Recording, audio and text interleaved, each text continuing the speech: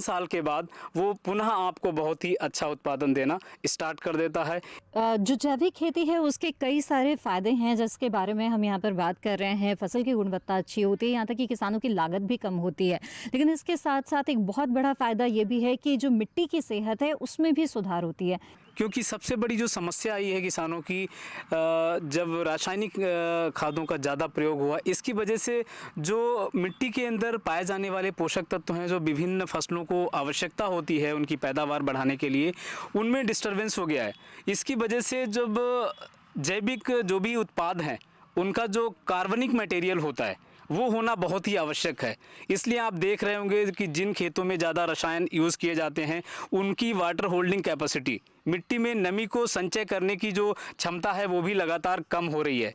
इसलिए अगर हम जैविक पद्धतियों से अपनी खेती करेंगे तो कहीं ना कहीं हम जल को भी संचय करने में, उसको बचाने में भी हम सफल होंगे। तो ऐसे में अगर जो किसान है वो किस तरह से और ज़्यादा इसका फ़ायदा उठा सकते हैं, जो जैविक उनका उत्पाद है उसका बेहतर भाव उनको बाज़ार से मिले, इसके लिए वो क्या उपाय कर सकते हैं, आप उन्हें क्या कहेंगे?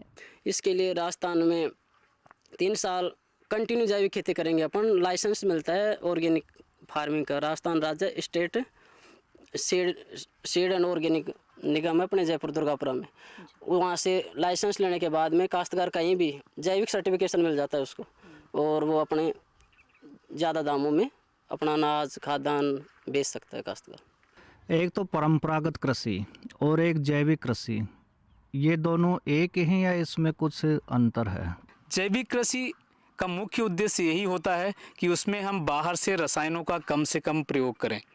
और अगर मेरा तो मानना यही है कि अगर हम परंपरागत का जो शब्द इसमें जोड़ा गया है इस योजना में, उसका उद्देश्य यही है कि जो हमारे पूर्वज जिन पद्धतियों के अनुसार कृषि को करते थे, पशुपालन करते थे, उसी के आधार पर आज भी हमें उन पद्धतियों को अपनाने की आवश्यकता है। इसी के साथ कार्यक्रम चौपाल चर्चा में वक्त हो चला है एक और छोटे से ब्रेक का। हम जल्द हाजिर होंगे, आप बने रहें दूरदर्शन किसान पर। रफ्तार के साथ मौसम के बदलाव की हर खबर, मौसम खबर लाइव देखिए सुबह 8 बजे और 10 बजे, दोपहर 12 बजे और 2 बजे। ब्रेक के बाद आप सभी का फिर से स्वागत है कार्यक्रम चौपाल चर्चा में। चौपाल चर्चा में हम बातचीत को आगे बढ़ाएं उससे पहले देखते हैं एक और रिपोर्ट। परंपरागत कृषि विकास योजना का उद्देश्य है प्रमाणित जैविक खेती के माध्यम से वाणिज्यिक जैविक उत्पादन को बढ़ावा देना, कीटनाशक मुक्त उपज को बढ़ावा दे, अच्छे स्वास्थ्य को बढ़ावा देना, जैविक उपज किसानों की आय में बढ़ोतरी और व्यापारियों को संभावित बाजार देने में सहायता करना, किसानों को उत्पादन के लिए प्राकृतिक संसाधन जुटाने में मददगार देना। परंपरागत कृषि विकास योजना में किसानों के समूह बना जैविक खेती के लिए प्रेरित किया जा रहा है। योजना में जैविक खेती का काम शुरू करने के लिए 50 या अधिक किसानों के समूह बनाए गए हैं। समूह की कुल भूमि कम से कम 50 एकड़ होना आवश्यक है। जैविक खेती के लिए 3 साल में 10,000 किसान समूह बनाए जाने का लक्ष्य है। योजना में किसानों को प्रमाणीकरण का खर्च नहीं देना होगा। बीज खरीद और उपज को मंडी पहुंचाने के लिए 3 वर्ष में प्रति एकड़ 20,000 रुपए दिए जाएंगे। परंपरागत संसाधनों के उपयोग से जैविक खेती को प्रोत्साहित किया जा रहा है और जैविक उत्पादों को बाजार के साथ जोड़ा जा रहा है। चलिए इस बातचीत की शुरुआत करते हैं और आज हम परंपरागत कृषि विकास योजना के बारे में बात कर रहे हैं। ये जो जैविक खेती कर रहे हैं इसके अंदर कुछ एक फायदे हैं जो करने से हमको पता लग रहा है इनका।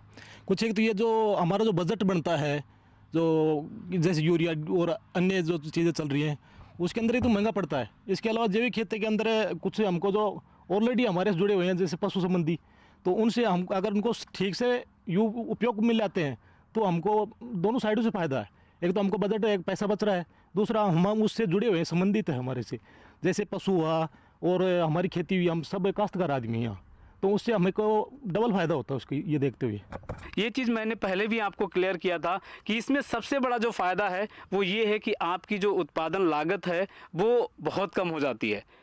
अभी जो उसमें परिवर्तन की फेज़ होती है जिसको ट्रांजिशन फेज़ बोलते हैं, अभी जब आप स्टार्टिंग करते हो उसमें जैविक कृषि करने की, तो जैसा कि अभी राजाराम जी ने बताया था कि 3 साल के बाद जो भी एजेंसीज़ हैं वो आपको सर्टिफिकेट्स देती हैं और उसके बाद उस सर्टिफिकेट के बाद बहुत सारी जो ऑर्गेनाइज्ड मंडीज़ हैं वहाँ पर आपके जो जैविक उत्पाद है उसको पहचान मिलेगी और आपको उससे बहुत जो केमिकल वाली उत्पाद हैं उनकी तुलना में आपको बहुत अच्छे रेट्स मिलेंगे। राजाराम जी, कई बार हम देखते हैं कि किसानों के मन में ये सवाल होता है कि जैविक खेती अगर हम अपनाएंगे तो जो हमारी उपज है वो प्रभावित होगी और उपज हमें अच्छी नहीं मिलेगी। तो ऐसे में आप उन्हें क्या कहना चाहेंगे कि क्या उपज में किसी तरह का फ़र्क आता है जब वो जैविक खेती की शुरुआत करते हैं और ख़ास तौर पर जब रजिस्ट्रेशन करते हैं तो उसके 2-3 साल के बाद ही उनको जो है वो प्रमाण पत्र मिल पाता है। तो ऐसे में किसान क्या कर सकते हैं, क्या उपाय बताएंगे? शुरुआत में अपन जैविक खेती करते हैं, स्टार्टिंग में थोड़ी उपज में कमी होती है, जैसे अपन बढ़ते जाएंगे सेकंड ईयर थर्ड ईयर और वापस उपज लेवल बराबर आ जाती है।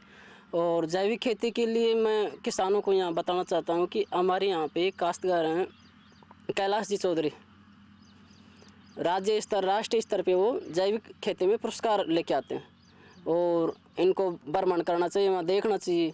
और कई देशों में उनके बायो प्रोडक्ट हैं जो निर्यात भी कर रहे हैं, एक्सपोर्ट कर रहे हैं। डॉक्टर अरविंद, मैं आपसे जानना चाहूँगी कि जैसे कि जैविक खेती में जो कंपोस्ट का इस्तेमाल होता है तो कई किसान जो कंपोस्ट तैयार भी कर रहे हैं, क्या इसके साथ ही वो एक स्वरोजगार भी शुरू कर सकते हैं? बाकी जो उनके आसपास के ग्रामीण हैं, साथी हैं, उनको ये कंपोस्ट जो है वो पैकिंग करके अगर वो बेच सके और इस तरह से क्या है कि रोज़गार की संभावना भी इसमें आप देखते हैं?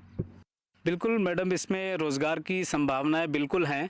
इसमें अगर अभी क्योंकि जैविक खेती से संबंधित जो योजनाएं सरकार ने भी चलाई हैं, काम स्टार्ट हो चुका है। तो इस तरह से क्या है, कई बार हमारे कृषि विज्ञान केंद्र पर किसान भाई आते हैं, बहुत सारे ऐसे होते हैं जो सिर्फ सब्जी का काम करते हैं और उनके पास उतनी ज़्यादा मात्रा में वर्मी कंपोस्ट उपलब्ध नहीं होती है। तो अभी ये इस लेवल पर नहीं है, डिमांड है इसकी लेकिन अभी अवेलेबिलिटी नहीं है। अगर कोई भी नवयुवक इसको एज ए एंटरप्रेन्योर लेना चाहता है तो निश्चित तौर पर आने वाले टाइम पर उसके लिए एक बहुत बड़ा स्वरोजगार का एक साधन हो सकता है। मैं डॉक्टर सर से भी ये पूछना चाहता हूँ कि जो ऑलरेडी अभी क्या योजना चल रही है उनकी क्या मतलब योजना तरीका है अपनाने का? जैसे फार्म लगाना होगा या बैंक सिस्टम होगा, उसके अंदर क्या सुविधा होगी जो किसान जमींदार काश्तकार हम ले सकते हैं? यहाँ पर अभी लाल करीबन 20 से 30 लोग बैठे हैं, तो 20 से 30 लोग करीबन 30 से 50 लोगों को और बताते जाकर के सुविधा हमको कैसे मिल सकती है जो कि गवर्नमेंट हमको लागू भी कर रखी है और हम उसको फ़ायदा भी नहीं उठा पा रहे। इसके लिए जोड़ने के लिए राज्य सरकार द्वारा योजना चल रही है परंपरागत कृषि विकास योजना। ये 3 साल की योजना होती है और अपने यहाँ पे 200 हेक्टेयर में चल रही है। लगभग 400-500 काश्तकार जुड़े हुए भी हैं कोटपुतली में ब्लॉक में। इसके अलावा जो ही 3 साल पूरे होंगे, अभी द्वितीय वर्ष चल रहा है, 33 वर्ष पूरे होने के बाद हमारे पास नए टारगेट आएंगे।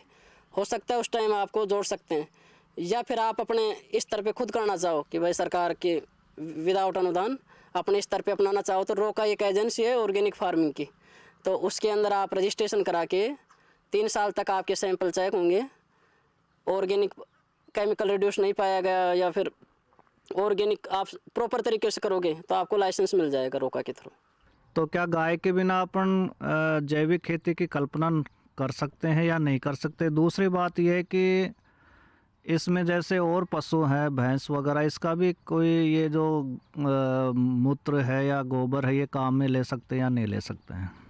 जो गाय, देसी गाय के माध्यम से जो हमें गोबर या मूत्र मिलता है उसकी जो क्वालिटी है वो भैंस की तुलना में या जो विदेशी गायें हैं उसकी तुलना में बहुत ज़्यादा बेटर है अपने देसी गायों की।